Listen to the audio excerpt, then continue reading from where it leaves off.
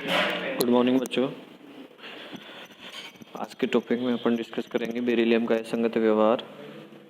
अब असंगत व्यवहार में देखिए, असंगत व्यवहार आप समझ गए होंगे कि बेरिलियम जो है अपने वर्ग के अन्य सदस्यों के साथ भिन्नता प्रदर्शित करता है। तो बेरिलियम का अन्य सदस्यों के साथ क्या क्या गुणधर्म अलग हैं। तो फर्स्ट है, बेरिलियम अपने वर्ग में सबसे कम वायु से क्रिया करता है। और इसका क्योंकि ये आयनन विभव इसका ज़्यादा होता है, इसलिए अन्य धातुओं की अपेक्षा जो है, अन्य जो क्षारीय मृदा धातुएं हैं उनकी अपेक्षा जो है जल से क्रिया ये कम करता है।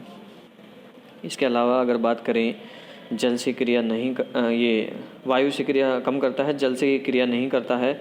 जबकि अन्य क्षार धातुएं जल को अपघटित कर देती हैं, H और OH, तो आयनों में अपघटित कर देगी H+ और OH- आयन बनाएगी। बेरिलियम जो है हाइड्रोजन से डायरेक्ट क्रिया नहीं करता है, जबकि अन्य धातुएं डायरेक्ट क्रिया करके हाइड्राइड बना लेती हैं। जैसे कि बेरिलियम जो है सीधा हाइड्रोजन से क्रिया नहीं करेगा ऐसे, ठीक है नहीं। जबकि अन्य धातु कर लेती हैं, जैसे मैग्नीशियम है, मैग्नीशियम हाइड्राइड बना लेगी, ये मैग्नीशियम हाइड्राइड बना लेती है। कैल्शियम हाइड्राइड बना लेती है CaH2, अन्य धातुएं। बेरिलियम नहीं करता ऐसा डायरेक्ट रिएक्शन।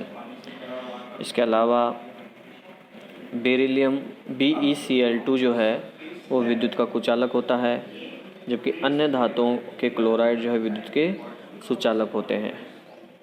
बेरिलियम नाइट्राइड एक वाष्पशील यौगिक है, जबकि अन्य धातुओं के नाइट्राइड आयनिक व क्रिस्टलीय ठोस होते हैं। मतलब बेरिलियम का जो नाइट्रोजन के साथ में नाइट्राइड बनता है वो एक वाष्पशील यौगिक है, मतलब वाष्प में बदल जाता है वो। जबकि दूसरी जो मृदा धातुएं हैं, क्षारीय मृदा धातुएं, उनके नाइट्राइड जो हैं आयोनिक भी होते हैं और क्रिस्टलीय ठोस होते हैं, ठीक है कि नहीं। बेरिलियम हाइड्रोक्साइड उभयधर्मी प्रकृति का होता है। उभयधर्मी का मतलब है ये अम्लीय गुण भी प्रदर्शित करता है और क्षारीय गुण भी प्रदर्शित करता है। बेरिलियम का जो हाइड्रोक्साइड होता है BeOH का होल ट्वाइस, ये अम्लीय गुण भी प्रदर्शित करता है और ये क्षारीय गुण भी प्रदर्शित करता है, इसलिए इसको उभयधर्मी बोलते हैं। जबकि अन्य धातुओं जो अन्य क्षारीय मृदा धातुएं हैं उनके हाइड्रोक्साइड जो हैं केवल क्षारीय प्रकृति के होते हैं, केवल क्षारीय प्रकृति के होते हैं अन्य के। इसके अलावा अगर बात करें, क्षारों से क्रिया करके हाइड्रोजन देता है। बेरिलियम जो है क्षारों से क्रिया करके हाइड्रोजन देगा, जबकि इस वर्ग के जो अन्य सदस्य हैं वो क्षारों से क्रिया नहीं करते हैं। बेरिलियम और मैग्नीशियम के अलावा अन्य क्षारीय मृदा धातुएं ज्वाला परीक्षण देती हैं। बेरिलियम और मैग्नीशियम नहीं देती, क्योंकि इनका आकार छोटा है, इसलिए आयनन एंथैल्पी ज़्यादा होने के कारण ये इलेक्ट्रॉन त्यागती नहीं है ज्वाला के अंदर, जिसके कारण से ये रंग प्रदर्शित नहीं करती है, ठीक है।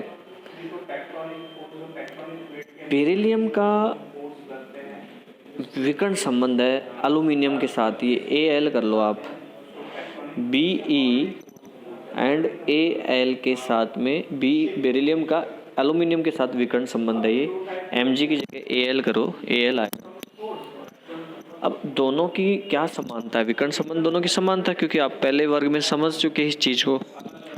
तो अब यहाँ पे देखिए आप, विकर्ण संबंध में अगर बात करें तो बेरिलियम जो है वो भी बेरिल खनिज में पाया जाता है और एल्यूमिनियम भी बेरिल खनिज के अंदर पाया जाता है।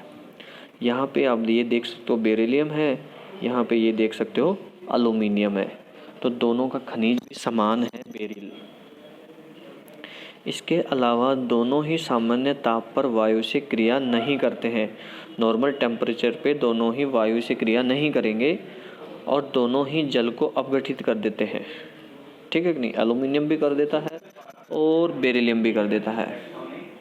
इसके अलावा बेरिल कार्बाइड तथा एल्यूमिनियम कार्बाइड दोनों ही जल से क्रिया करके मीथेन देते हैं। दोनों के कार्बाइड देखिए, यहाँ पे बेरिलियम कार्बाइड है, ये भी जल से क्रिया करके मीथेन दे रहा है। यहाँ पे एल्यूमिनियम कार्बाइड है, ये भी जल से क्रिया करके मीथेन दे रहा है। तो दोनों के कार्बाइड भी जल से क्रिया करके मीथेन देते हैं। इसके अलावा अगर बात करें तो दोनों ही क्षारों से क्रिया करके हाइड्रोजन गैस देते हैं।